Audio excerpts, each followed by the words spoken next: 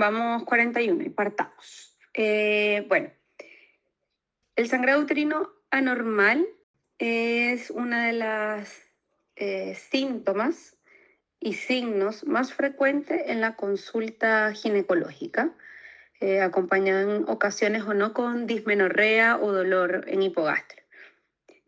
Había muchas definiciones anteriormente para encauzar cuando este sangrado era alterado en frecuencia, era alterado en cantidad, era, por ejemplo, menometorragia, metrorragia, y eso era una complicación muy grande en grandes simposios o congresos internacionales donde se hablaban distintos idiomas.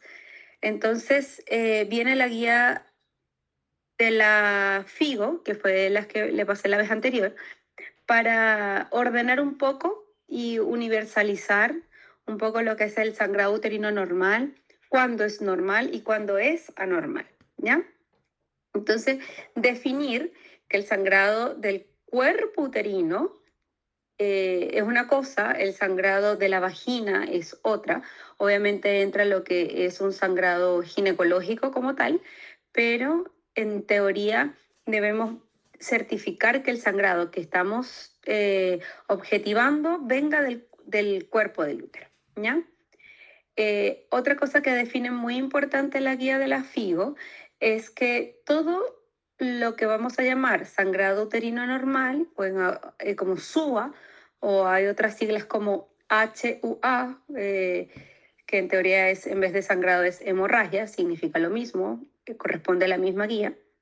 Se va a definir cuando la paciente está en etapa reproductiva. Es decir, antes de la menarquia y después de la menopausia, lleva otro nombre. ¿Ok?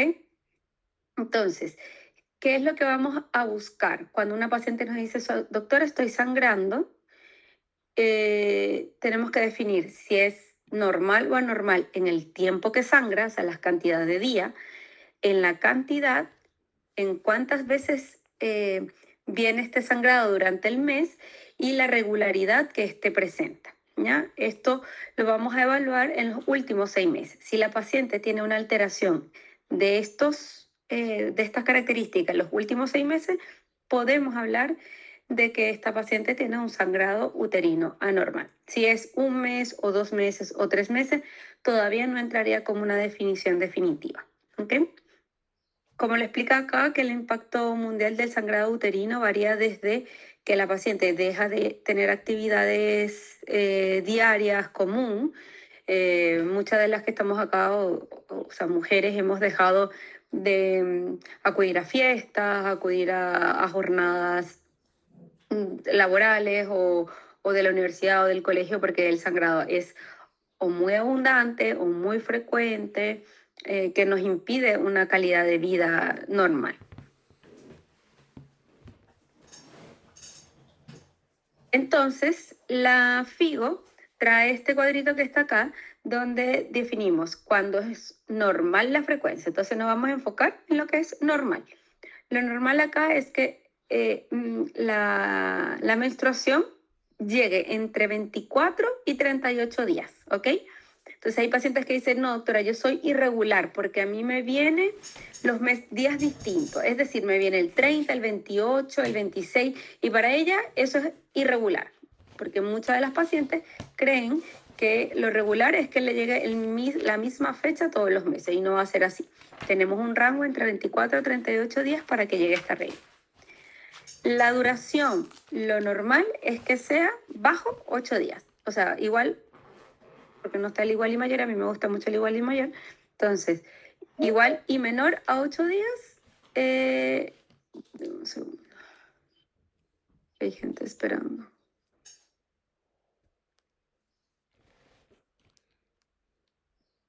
Ahora sí.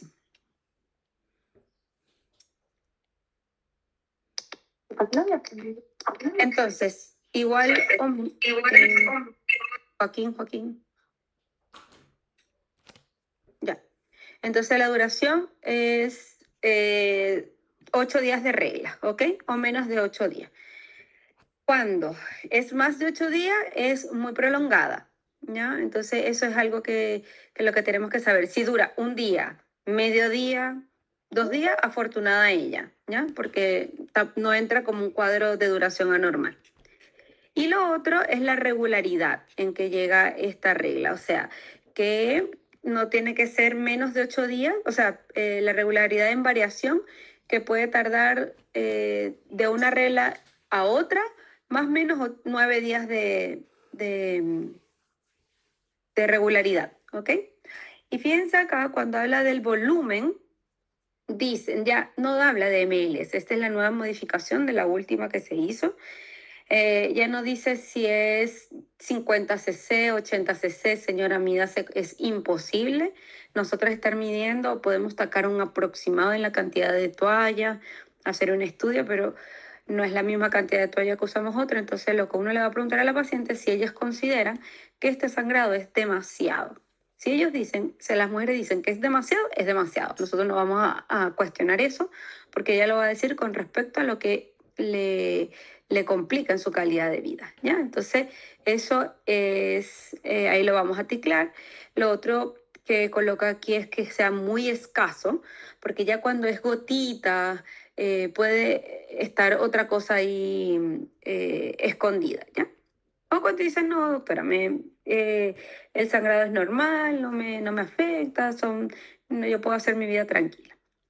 Entonces, esto es de las cosas en cómo nosotros vamos a definirlo. No hay otra forma de hacerlo, ¿ok? Y tomar en cuenta que la amenorrea también es un sangrado uterino anormal, ¿ya? Por ausencia de sangrado. Entonces, ahí lo tenemos que también definir.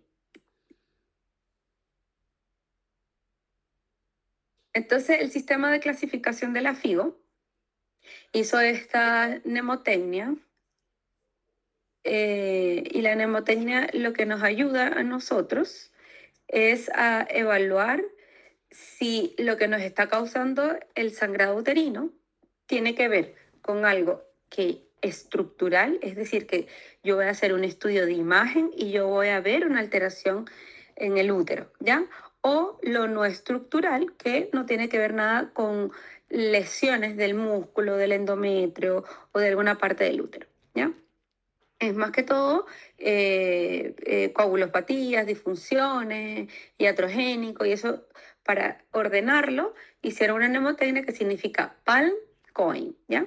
Dentro del palm, que ahí vamos a diagnosticar patologías estructurales, está la P de pólipo, la A de adenomiosis, la L de leiomioma, que es lo mismo que mioma, ¿ok? Y la M de malignidad e hiperplasia, y cuando él habla de eso, o sea, cuando hablan de eso es estricta, o sea, asociado al endometrio, ¿ya? Y la COIN, que es con la moneda, es que la paciente tenga una alteración de la coagulopatía y que el único síntoma o signo que esté teniendo es que tenga un sangrado uterino abundante, disfunción ovulatoria, que tenga alguna alteración endometrial no asociada a malignidad, ¿ya?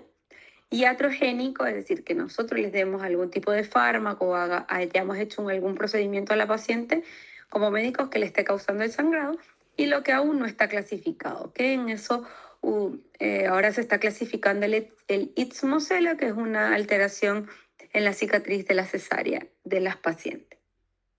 Entonces, cuando hablamos de mioma, ya tuvieron esa clase que yo pensé que me tocaba a mí dárselas. Vamos a ver dónde están los miomas, porque muchos de estos miomas no me van a causar sangrado, ¿ya?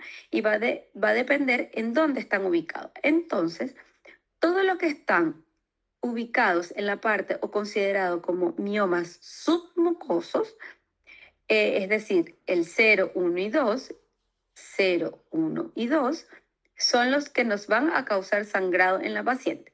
Si esta paciente está sangrando abundante, yo le hago una buena eco y tiene un mioma 7, 5, 6, 4, o sea, yo voy a poner en duda que por completo que el mioma es la causa del sangrado, ¿ok?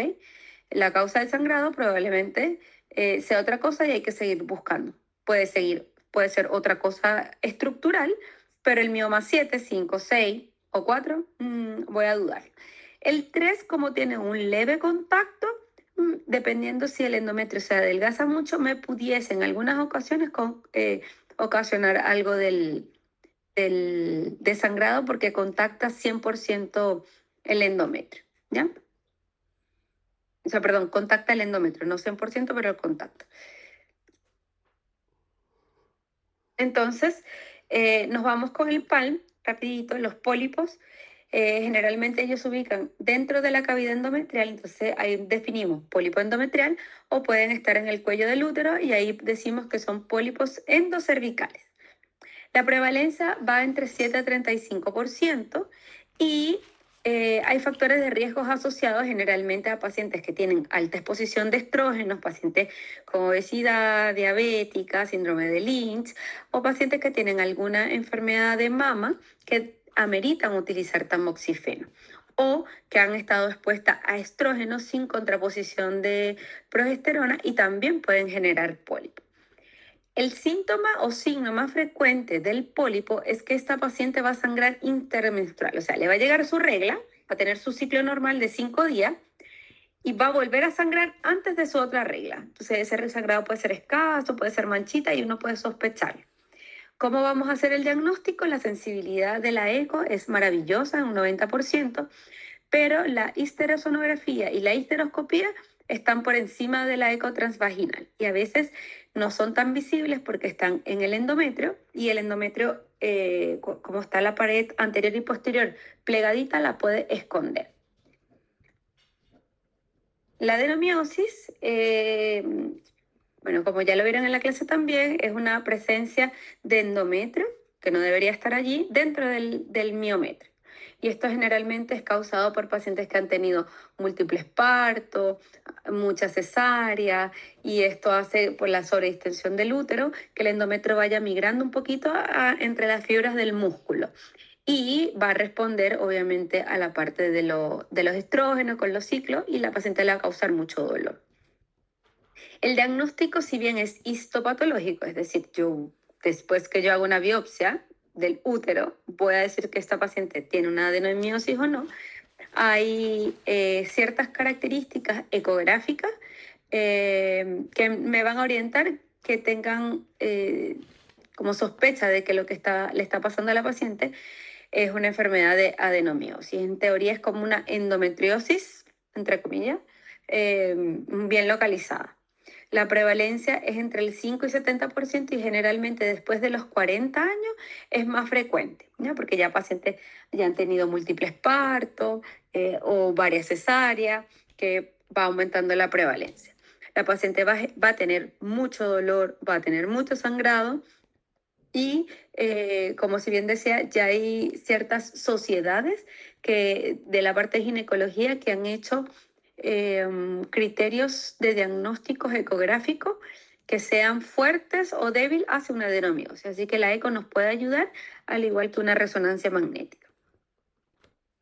En los leiomiomas o miomas, la mayoría de ellos son asintomáticos. Ellos van a estar allí y muchos de nosotras, mujeres, vamos a tener miomas y ni cuenta nos vamos a dar, a menos que sean demasiado grandes y nos vayan a hacer como compresión o síntomas de masa ocupante de espacio, o cuando ya son los submucosos, que fueron los que nombré anteriormente, que me van a causar sangrado e incluso dolor, ¿ya?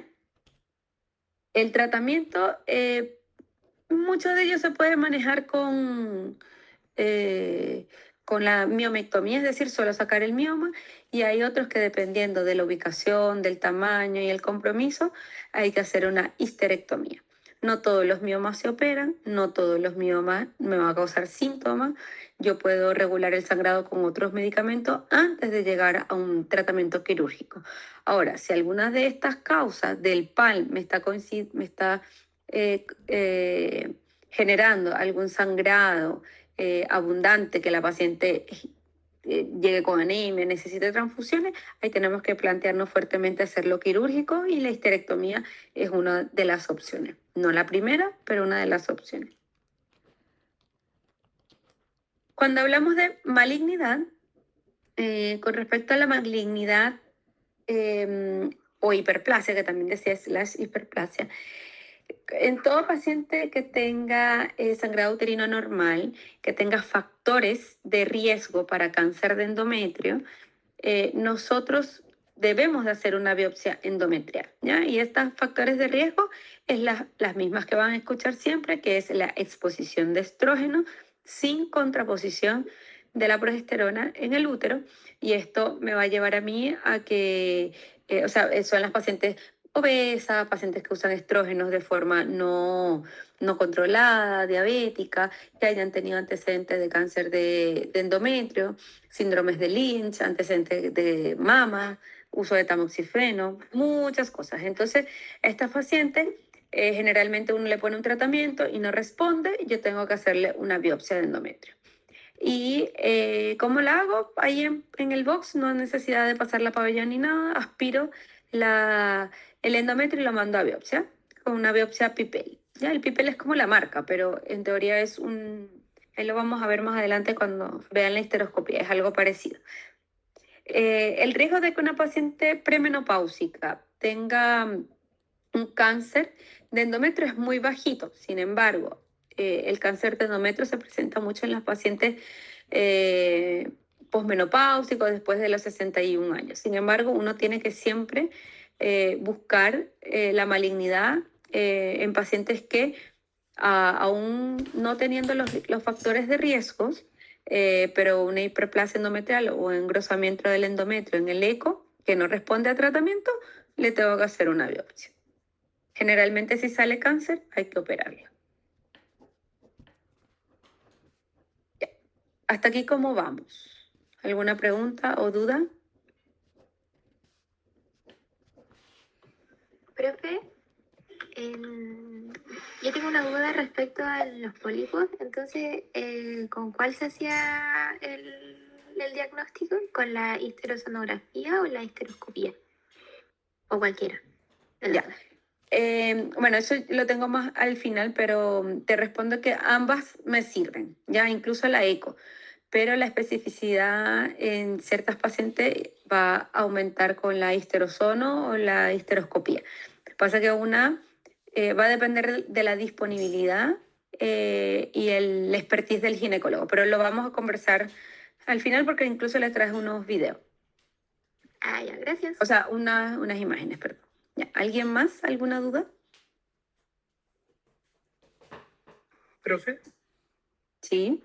para descartar malignidad, si bien dijo que se podía hacer la biopsia aspirativa con Depipel o también la histeroscopía, asumo que la histeroscopía es mejor, pero por ejemplo, ¿se hace como pedir la Depipel porque la puedo hacer en el box y después hacer la otra? ¿O se prefiere una por sobre otra?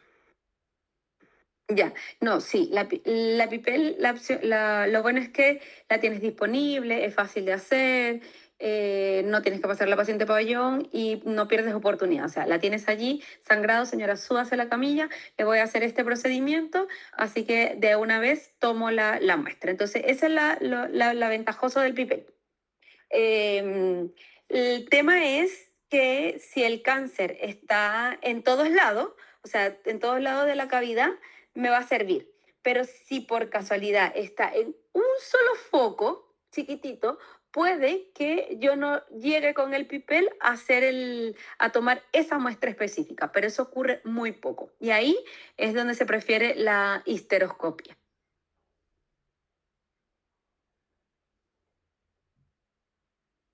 Ya, profe, gracias. ¿Alguna otra duda? Están muy interesantes sus preguntas, así que están buenas.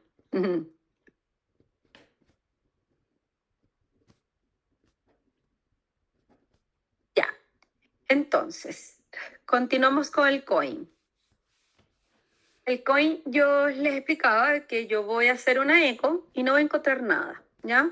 Y yo le voy a decir, mire señora, su útero está perfecto, sus ovarios están perfectos, aquí no hay nada.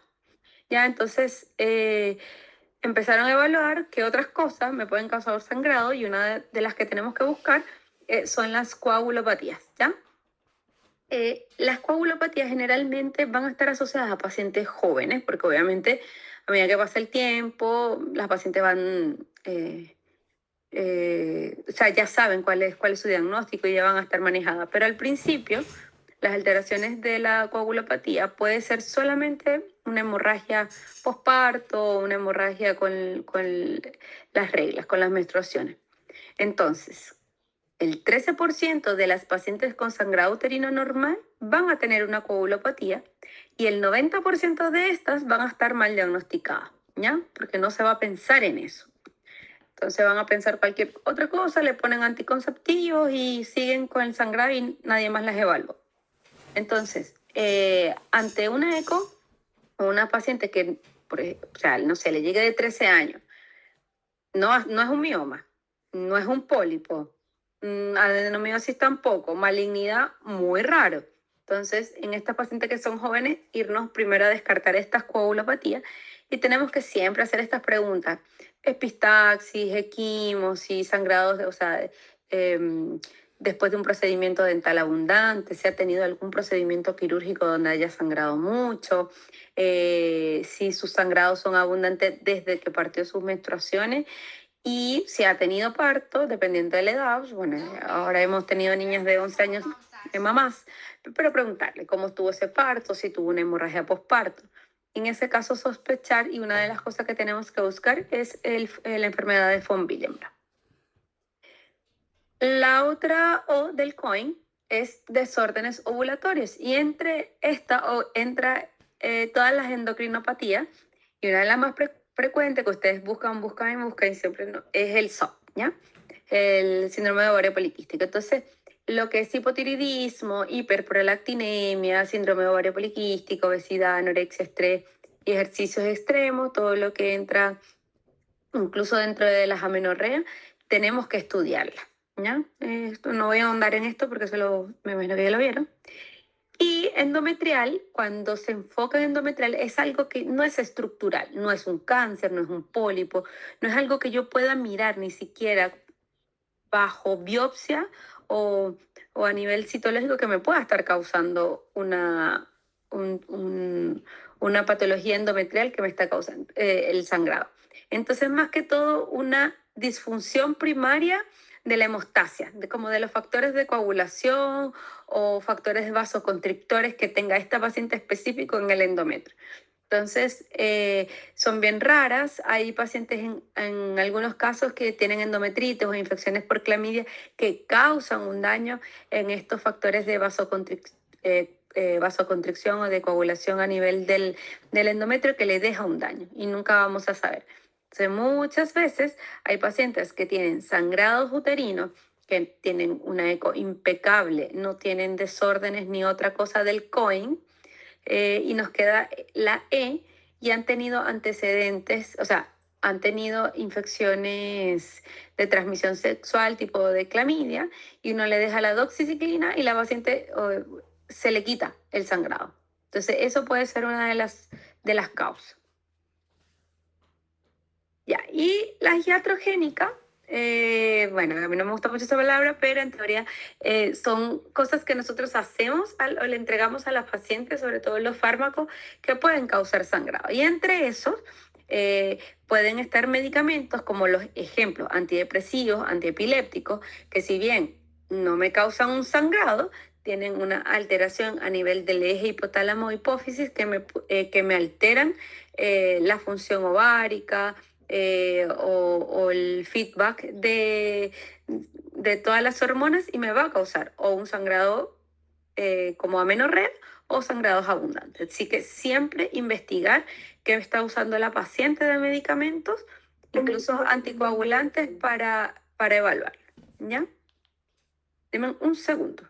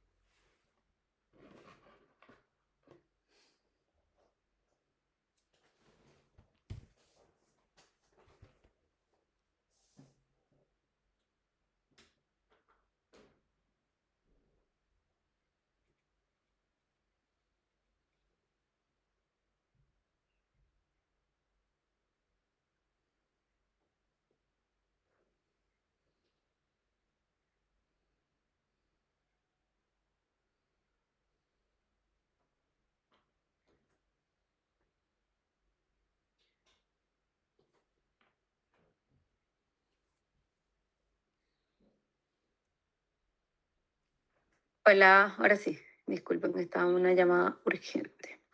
Ya, entonces, como decía, que siempre buscar qué tipo de fármaco está utilizando la paciente. Hay pacientes que son como crónicas, que usan mucho medicamento y ellos creen que ya eso no son medicamentos, que es como tomar agua. Y tú le preguntas, ¿y estás tomando algo? No. ¿Y sufre alguna enfermedad? Sí. Y tengo una enfermedad de la coagulopatía, etcétera, etcétera. Entonces, siempre indagan en eso con mucho cuidado. Lo no clasificado es porque, bueno, hay sangrados por malformaciones arteriovenosas uterinas, hipertrofias del miómetro, es decir, del músculo, que puede estar asociado a síndromes raros, que todavía no están bien definidos. El istmo-cele, que era lo que yo le explicaba, que muchas pacientes tienen en la cicatriz, donde hacemos la incisión de la cesárea, el músculo no se cierra bien y abre un espacio como una tipo hernia que está contenida por la serosa, pero acumula sangre allí. Entonces eso genera mucho dolor a la paciente, al igual que sangrado. Y otras enfermedades sistémicas que pueden estar asociadas a sangrado. Entonces, esto eran las imágenes de la histerosono. La histerosono se hace en un box de ecografía totalmente normal, ¿ya? Que tenga transductor transvaginal. Generalmente vamos a necesitar una TENS. Vamos a pedir una jeringa Pipel, que es como esta que está acá adentro, incluso más finitica de lo que se ve acá.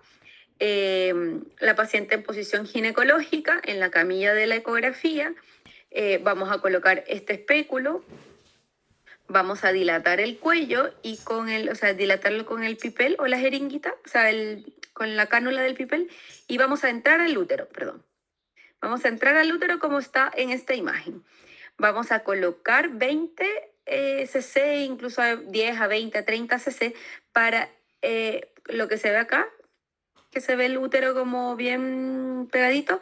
Vamos a separar las capas del endometrio para ver qué lesiones hay dentro de la cavidad endometrial. Entonces, fíjense acá arriba que esta paciente, una vez que se le instila el líquido, se separa el endometrio anterior, que es este que estoy señalando acá, el endometrio posterior, y aparece esta imagen acá. Y al aparecer esta imagen, ya uno sospecha, mira, esto tiene pinta de pólipo, tiene otras características ecográficas, o puede ser incluso, si es más grande, redondito, puede ser un mioma FIGO 0 o FIGO 1, y eso nos va a ayudar muchísimo, ¿ok? Entonces, la histerosono, a veces en el 90, yo creo que más, es súper exitosa y nos va a ayudar, pero en otras pacientes no, y ahí nos tenemos que ir a la histeroscopia. Entonces, la histerosono nos ayuda para ver pólipos, para ver miomas submucosos con claridad, ¿ya? No solamente para los pólipos como tal. Y la histeroscopía, la ventaja que tiene es que yo estoy viendo directamente, así como se ve en esta imagen, dentro de la cavidad del útero las características del pólipo, del mioma, y este aparato que está acá, que es el histeroscopio, tiene un asa con energía y yo voy a cortar el mioma, voy a cortar el pólipo y lo voy a mandar a biopsia. Entonces, una vez que lo diagnostiqué con la máquina de histeroscopía, puedo sacar el pólipo, sacar el mioma dependiendo del tamaño y mandarlo a biopsia. Entonces, es diagnóstica y es terapéutica. Eso es lo bueno. Hay dos tipos de histeroscopía. El que yo le estoy mostrando acá es el que tenemos en el hospital, que es el histeroscopio de trabajo, que tenemos que ir a pabellón, la paciente se tiene que colocar una anestesia raquídea, tenemos que armar el histeroscopio y partir el procedimiento.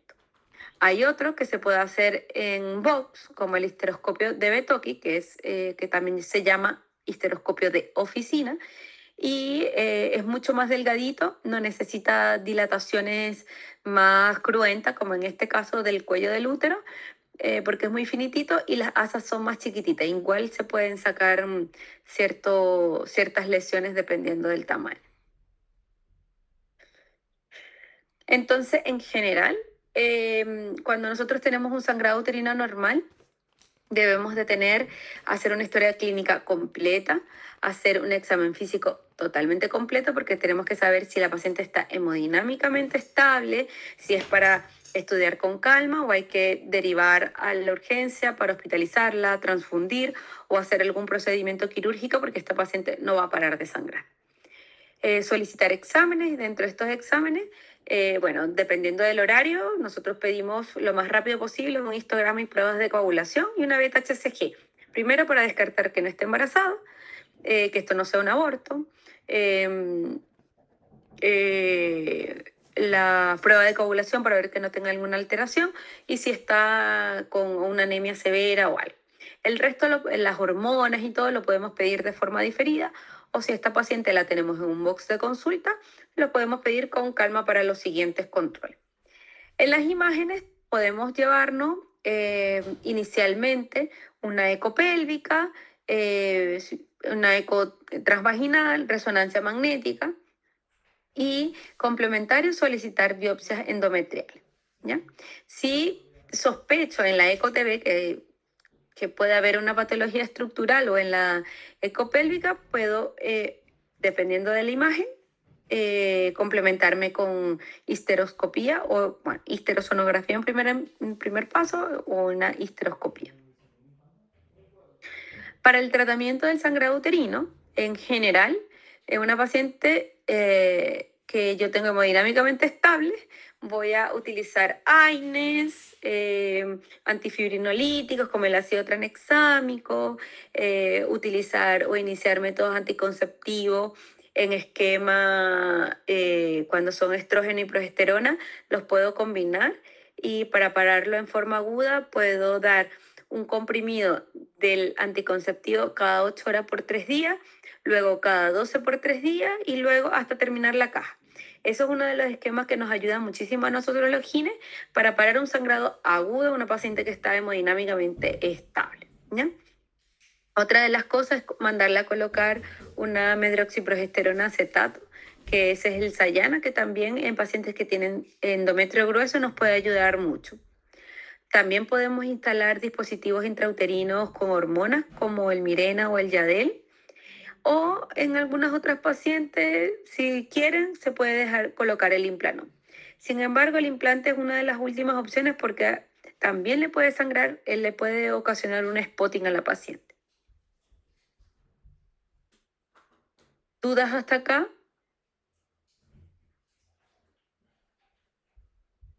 Profe, respecto a los miomas, y usted dijo que ya con la histerosoro íbamos a poder ver como al 0, el 1, al 2. Pero, ¿y el 2,5 igual se podría ver? El 2,5 generalmente, cuando queda la duda que yo tengo un mioma grande y no sé si me está contactando con el endometrio, o sea, lo veo, hago una eco transvaginal normal y veo un mioma todo redondo que me ocupa todo el miometrio.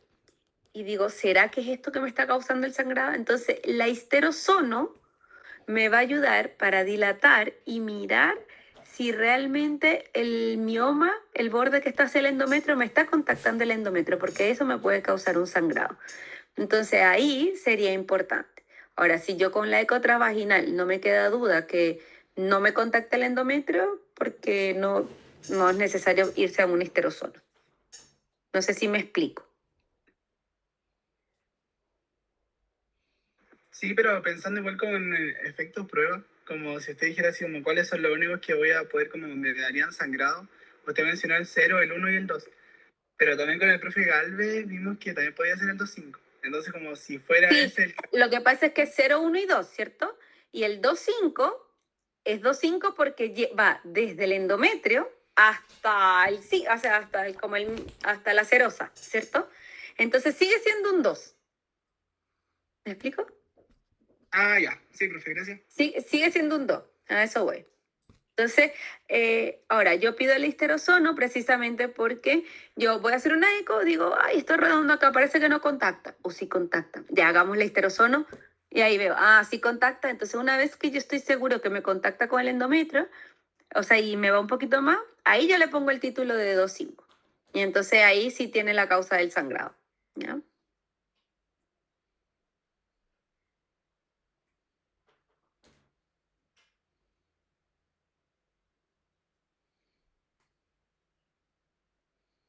Profe, igual en los comentarios preguntan como por qué usaría la sayana si le generaba sangrado irregular.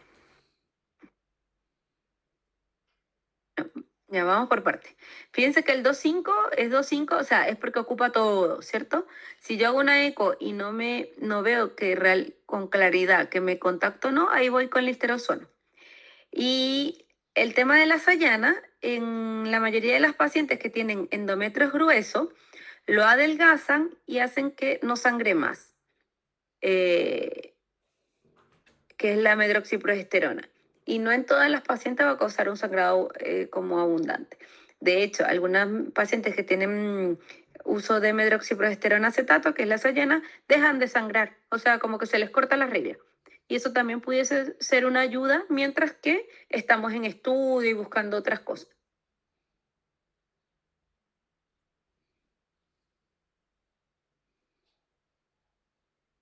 ¿Entendido con el tema de la progesterona? ¿O no? ¿De la medroxi?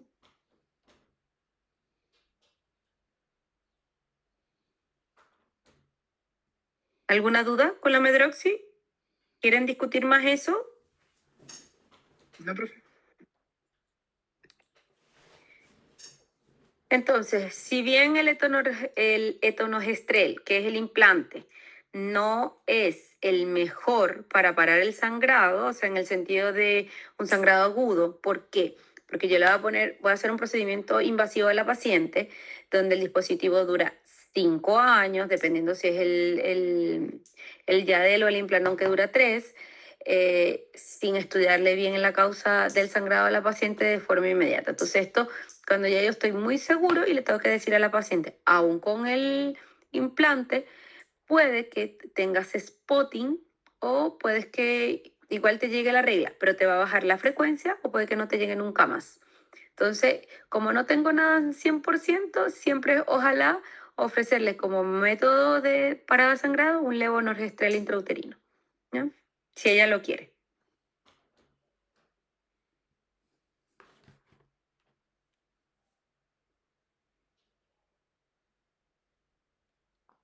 Bien, entonces, el tratamiento quirúrgico no siempre es nuestra primera opción. Va a depender de la paciente, uno, de la edad, si la paciente tiene o no deseo de embarazo o embarazarse y la repercusión que tenga el sangrado en su vida, ¿ok? Porque si es una paciente que sangra mucho y ella quiere tener hijos, pero ha llegado muchas veces a la urgencia a transfundirse, entonces hay que o sea, obviamente hacer un diagnóstico muy grande, o sea, muy rápido, y plantearle si en caso de que sea el PALM, es pólipo, es leiomioma, buscar las opciones para hacer una miomectomía o, si ella lo desea porque el sangrado es muy abundante, una histerectomía. Recordando que la histeroscopía es una de nuestras grandes aliadas para los miomas submucosos y los pólipos, porque es un método menos invasivo. La paciente se va ese mismo día para su casa si ella quiere y conserva su útero. Entonces es una de las opciones, ¿ya? Y la histerectomía no se le ofrece a todo el mundo, es a ciertos tipos de pacientes. ¿Dudas acá?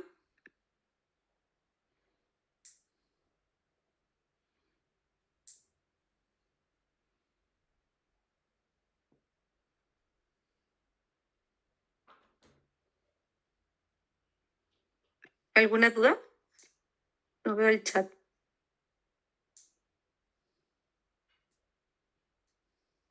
No, profe, no hay dudas. Ya. Bien, chiquillos. Profe, Dígame. disculpe, yo le quería preguntar algo, pero no era de la clase, en verdad, era una pregunta, de una de sus preguntas de la prueba, que la revisamos justo ayer, era de amenorrea, de dismenorrea, perdón. ¿Ya? Hoy decía algo así como una paciente de 17 años que ya había iniciado actividad sexual, como que consultaba por un cuadro como que coincidía con dismenorrea, Y después decía como cuál sería su comportamiento inicial. Y entre las alternativas, no sé si se El acuerdan. manejo inicial, ¿no? No era manejo, era como... Déjame revisar. Algo así como, ¿qué haría usted primero? Una cosa así, como ¿qué haría de inmediato? Una cosa así decía yo, me acuerdo.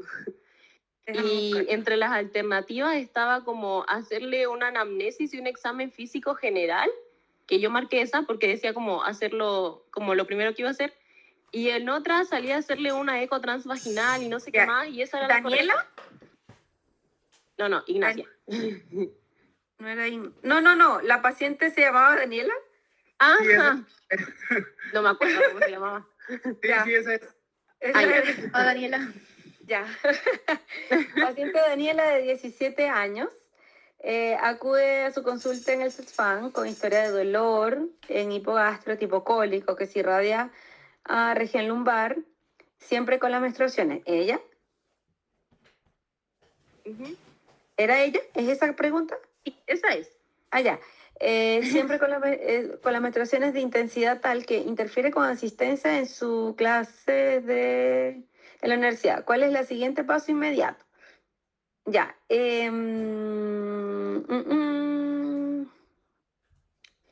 Claro, solicita ecografía transvaginal pélvica ginecológica porque es el estudio de imagen más seguro en ginecología.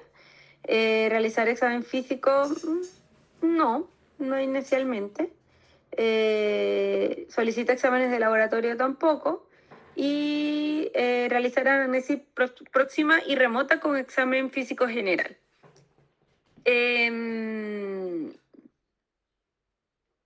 Sí, ¿cuál pusieron ustedes? Yo puse la última, esa de anamnesis próxima remota y examen físico general. Sí, en teoría debería ser esa. Pero por alguna razón se cambió y se puso correcta A. Tengo que hablar con Cristian de eso, para revisarlo. Ya, por si te mandó, ayer le decíamos y no nos creía. Se mandó como la correcta A, pero yo creo que cambiando el orden se marcó esa. O sea, se marcó la A como, pero debería ser esa, la anamnesis próxima y remota. Le voy a decir al tiro a Cristian. Ya, muchas gracias, doctor. Eso era mi duda. Porque realmente ecografía, ¿para qué? Si no vamos a utilizar, no vamos a encontrar algo inicialmente allí. Entonces, ya, total razón. Yo creo que fue que yo le estoy escribiendo a Cristian. Ya, muchas gracias, profe. Gracias por... Eso era. Es la D. Es la D. ¿Profe? ¿Correcto? ¿Sí? Yo también le puedo hacer otra consulta, pero no es de las clases que no ha hecho, es como una duda que tengo de ginecología. Ya. Es que lo que pasa es que vimos con la doctora Zúñiga con respecto a la atención a una paciente que sufrió violencia sexual y estábamos viendo como el tema de las profilaxis, ya sea para ITS y para VIH. También hicieron como una pregunta relacionada a la prueba, pero decía que en Chile había una modificación. Y la verdad no sabemos si es con respecto a los antibióticos que sea para ITS o los antirretrovirales con respecto a VIH. VIH. Aquí damos el TLD. Sí, o sea, ese era como, nos dijo que era la indicación para pacientes de 40 kilos hacia arriba. Sí, o sea, no, es la indicación para todo, excepto, lo que pasa es que la dosis, porque la otra hay que calcularla, pero es pediatra, o sea... ¿Pero qué decía la pregunta? Nos decía como qué modificación había en Chile al respecto de ello. Y yo también grabé la clase y la escuché y la profe como en ningún momento nos dijo y buscamos en guías ministeriales. De hecho, me leí por lo menos unas 6 de distintos años en Chile y no encontré como ninguna diferencia. Porque, por ejemplo, no sé, pues creo que la respuesta correcta que nos dijo el profe ayer en la evaluación era ceftriaxona. Pero en todas sale como base esa. Entonces no nos mencionó como... por resistencia, como que no es algo muy común, no sé si me entiendo.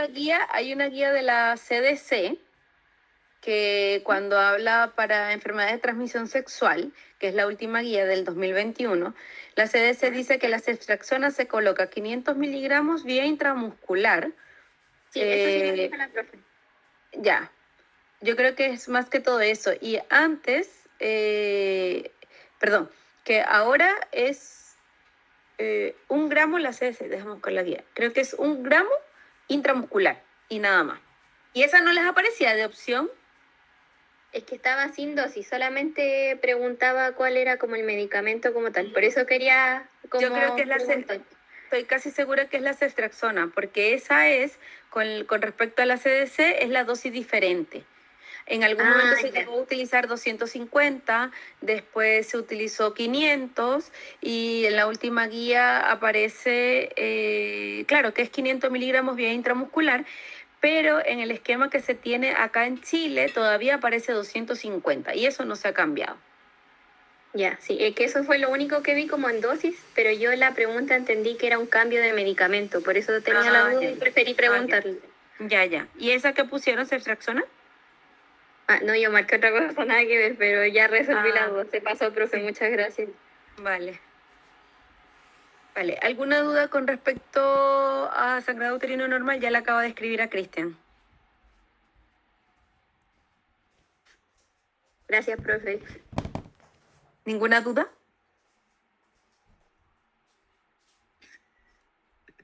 Bien. Bueno, chiquillos, que tengan feliz tarde y nos vemos. Cuídense mucho. Chao, profe. Muchas gracias, profe, que esté bien. Gracias. Gracias.